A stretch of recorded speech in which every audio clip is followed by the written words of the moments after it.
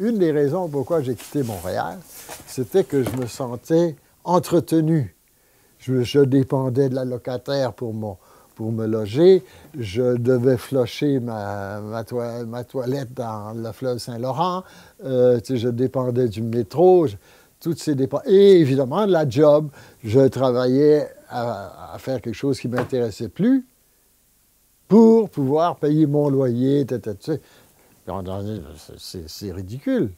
Je voulais changer ça et c'est ce que j'ai fait. Je dis, bon, je lâche tout ça. Je me mets dans une situation où il faut que je me débrouille.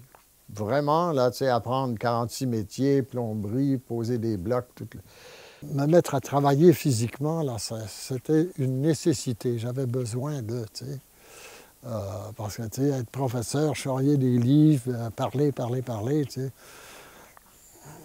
L'important aussi, c'était de se retrouver dans une insécurité presque totale, tu sais.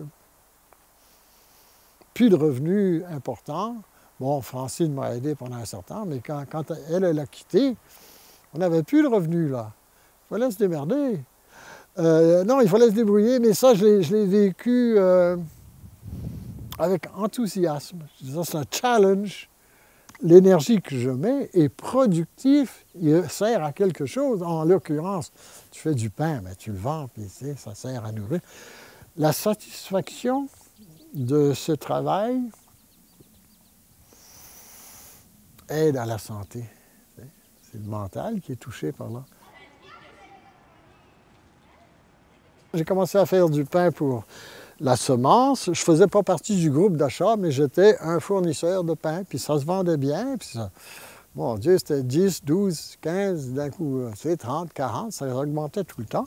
Le 22 janvier 2002, pancarte, le pain est gratuit dorénavant. Bon, contribution volontaire, et puis ça a été sensationnel. Depuis ce temps-là, je veux dire, ça fonctionne, ça fait plus que, de 2002, 2015, ça fait combien d'années, ça?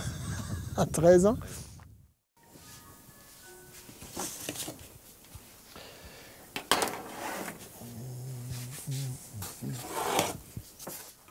L'accouchement à la maison, en principe, tout le monde a peur.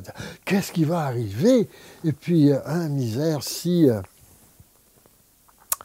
Mais moi, il faut dire que la peur, je ne l'avais pas. Francine non plus. Elle disait, écoute, je suis capable. Et puis, hey, on l'a fait 3 fois. Hein? 3 accouchements à la maison. Et vis-à-vis de la mort, c'est un peu la même chose. On a peur de la mort. On dit, c'est toute la même peur, évidemment. La peur de l'inconnu, la peur de soi-même, la peur, tu sais, de...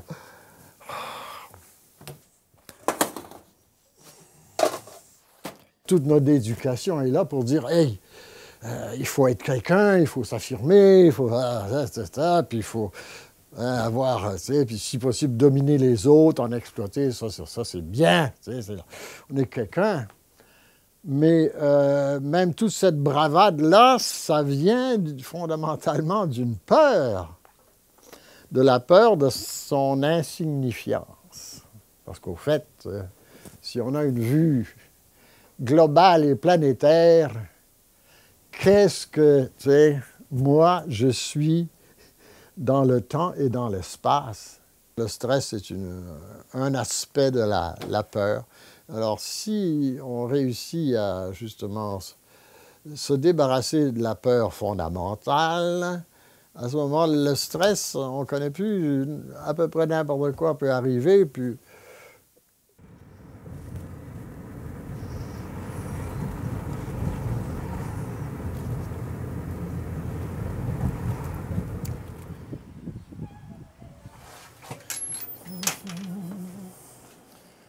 Les gens ont pris conscience qu'il y a quelque chose qui ne marche pas dans l'alimentation. Et puis, on essaye de pallier à ça, nous. Je pense à l'avant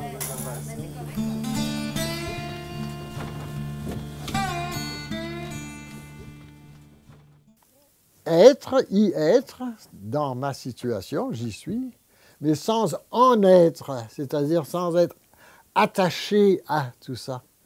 Pouvoir être présent, mais sans être lié, tu sais, pris.